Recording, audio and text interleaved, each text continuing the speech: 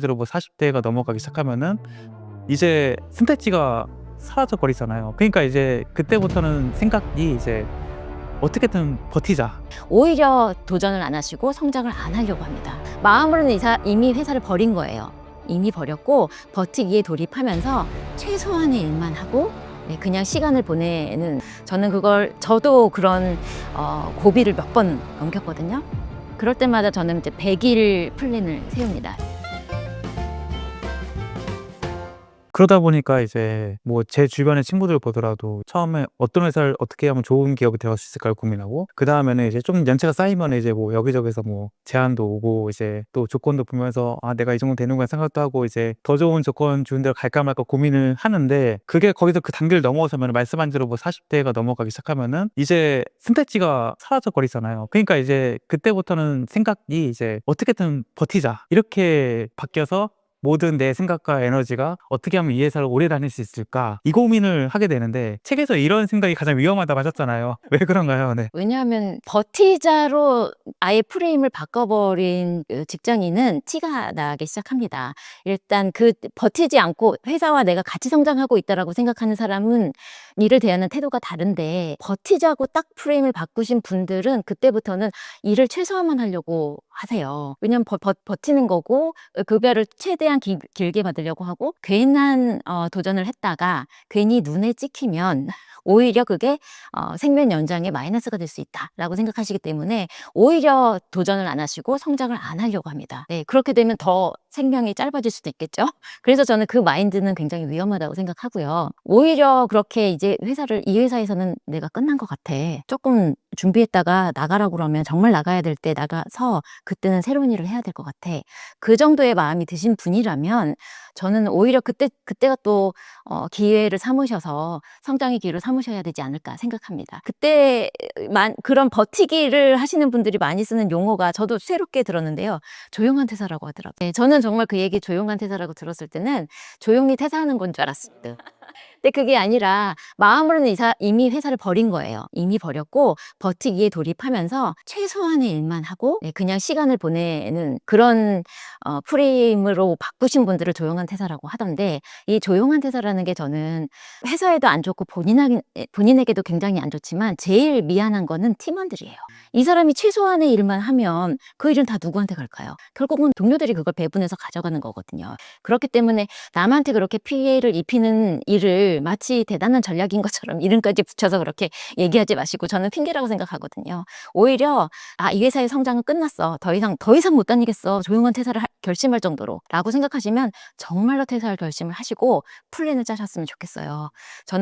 저도 그런 고비를 몇 번 넘겼거든요. 그럴 때마다 저는 이제 100일 플랜을 세웁니다. 퇴사 100일 플랜이라고 저는 만드셨는데, 다이어리에 100일 후쯤에 이날은 내가 이제 퇴사하는 날을 딱 결정해요. 그리고 오늘부터 시작해서 100일 동안 매일 곰이 마늘을 까먹는 심정으로 나는 동굴에 있다라고 생각하고 매일 하루하루를 보내면서 엑스표를 지우면 생각보다 그 3개월은 잘 지나갑니다. 그리고 그 시간을 그렇게 그냥 지내면서 보내는 게 아니라, 그러면 반대로 생각하면 이 회사에서 혹시 배울 게 있거나 이 회사에서 가져갈 수 있는 것이 있다면 시간이 3개월밖에 안 남은 거잖아요. 굉장히 급해졌습니다. 그래서 그때부터 다른 사이드 프로젝트도 조금 기웃거려 보고, 옆 팀에서 평소에 너무 저 사람 너무 잘한다는 얘기를 들었던 친구의 결과물도 좀 벤치마킹 해보고, 우리 팀에서도 좀 일 잘하는 사람들을 좀 관찰해보고, 그리고 제일 중요한 거는 평소에 존경에 맞지 않았던 선배님들한테 티타임을 좀 요청하면서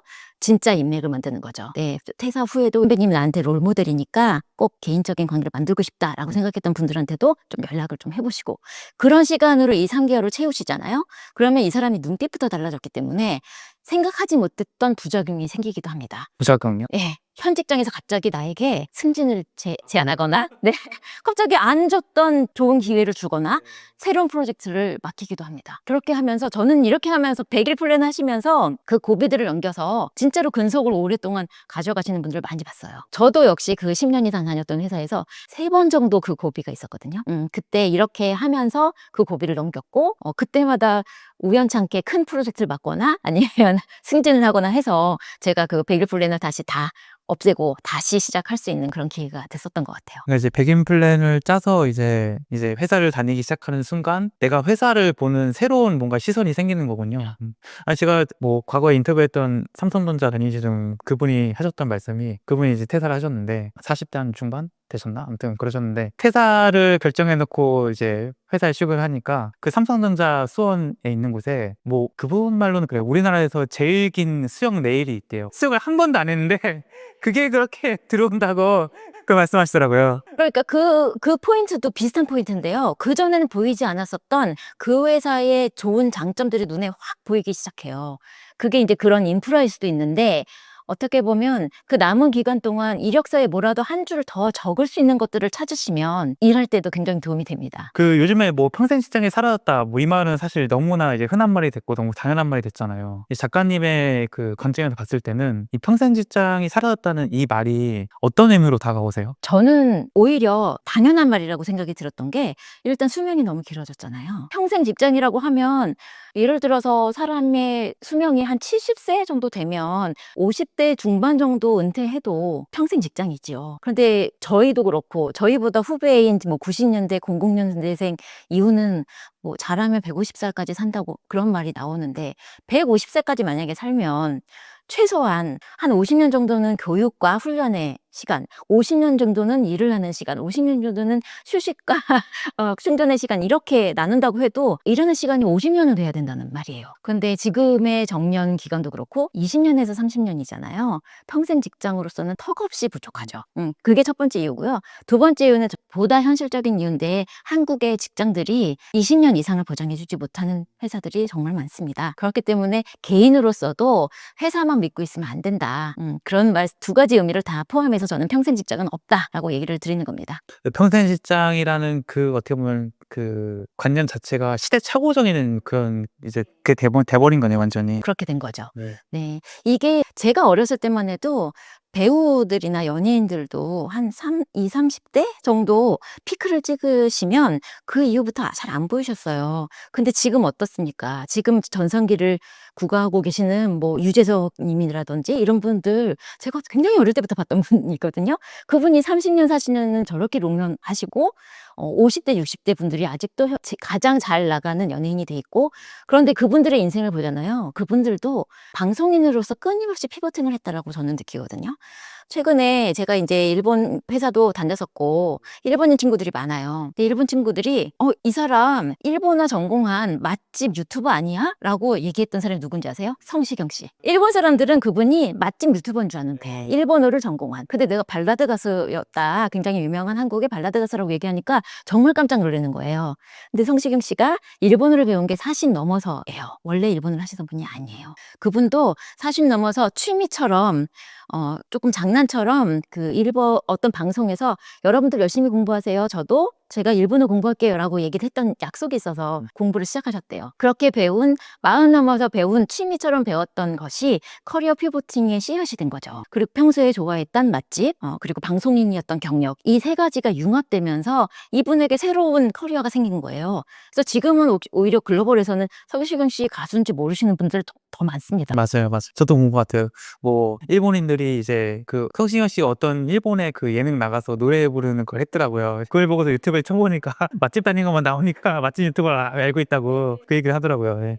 그 작가님 말씀을 들으니까 이게 진짜 평생 직장이 살아왔다는 얘기가 더 이상 이제 내가 한 우물을 파가지고 뭔가 커리어를 지속하는 것 자체가, 이것도 이제 좀 구시대적 발상이 되는 것 같고, 오히려 이제 피보팅이라는 게 이제 내가 어떤 특별한 뭐 사건이나 뭐 어떤 계기가 생겨서 하는 게 아니라 내가 끊임없이 생존하고 성장하기 위해서 필수적으로 선택해야 된 게 아닌가, 그 생각이 드네요. 저는 삶의 태도라고 생각합니다. 이제 커리어라는 말을 굳이 붙였는데요. 이제 그렇게 해야 조금 더 정확해지니까 그렇게 붙였지만 사실은 삶의 태도고요. 피보팅이라는 말의 원래 뜻도 보면 용구 언어잖아요. 공을 들고 한쪽 발은 땅에 붙이고 다른 이쪽 발을 이리저리 옮기면서 이 플레이어가 시야를 확장하는 그 기술을 피보팅이라고 하는데 이게 인생에도 똑같이 필요한 전략이라고 생각됩니다. 본인이 원래 했었던 일들, 원래 본인이 잘했던 일, 경험했었던 일들을 축으로 삼고 그게 없어지는 게 아니에요. 그걸 축으로 삼고 새롭게 배우는 거나 새로운 경험들을 연결해서 융합해서 방향성을 확장하는 것, 그런 태도가 삶에도 필요하지 않나 싶습니다. 그러면은 이 커리어 피보팅을 할 때 중요한 기준 같은 게 있을까요? 가장 중요한 포인트는 이제 호환력이라고 제가 표현을 했는데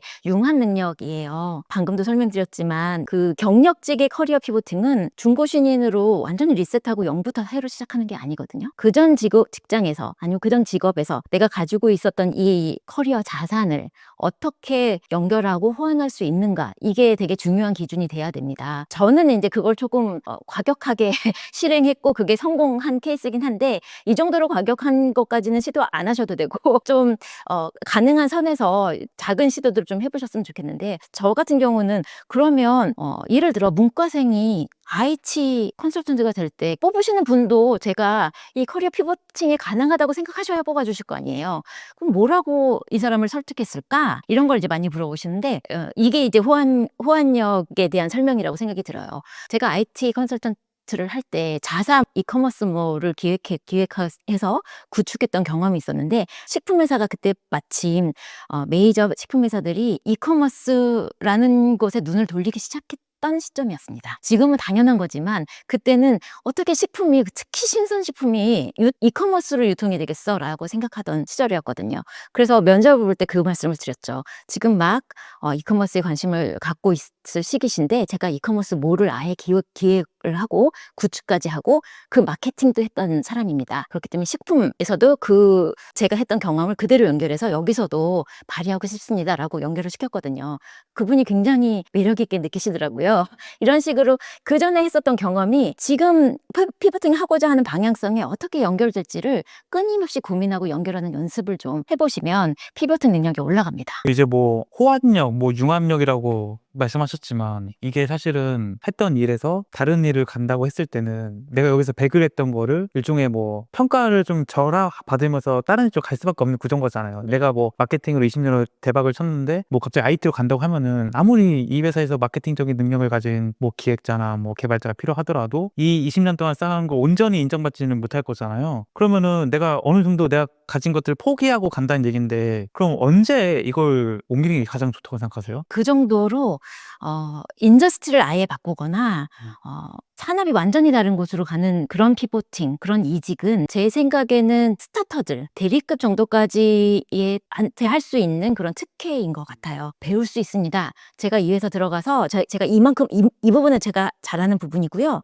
새로운 부분은 들어가서 금방 배웁니다. 저는 퀵 러너입니다. 이 말로도 뽑아줄 수 있는 유일한 시기가 대리 정도까지이지 않을까라고 생각이 듭니다. 배워서 하시면 돼요. 그 연차까지는. 그 이후에는 인더스트리를 아예 뒤집어 엎고 본인이 했었던 일의 종류를 아예 바꾸는 그런 피보팅은 현명한 피보팅 같지는 않아요. 원래 했었던 일의 베이스를 많이 두시고 업계를 살짝 바꾼다던가 그런 식의 피보팅으로 좀 전환을 하셔야지, 아예 종이나 인더스트리를 전혀 이종으로 옮긴다던가 이런 부분은 조금 위험할 수 있습니다.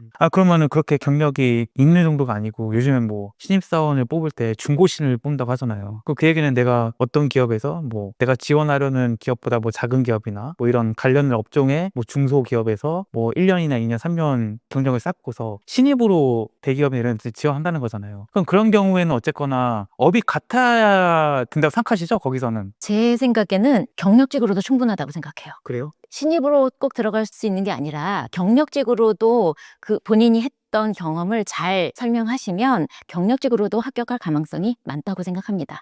흔히 첫 스타트부터 큰 기업에서 시작을 해야 나중에 계속 큰 기업으로 간다라고 생각을 하시는데, 작은 기업으로 시작하셔도 경력직으로 이동할 수 있는 기회들이 있거든요. 저희 선배 중에서도 그런 분이 있었어요. 큰 기업이 아니면 들어가지 않겠다고 계속 취업 준비생만 하시는 거예요. 그분이 3년 후부터는 동창회에 나오지 않았습니다. 아마 계속 실패하셨 것 같습니다.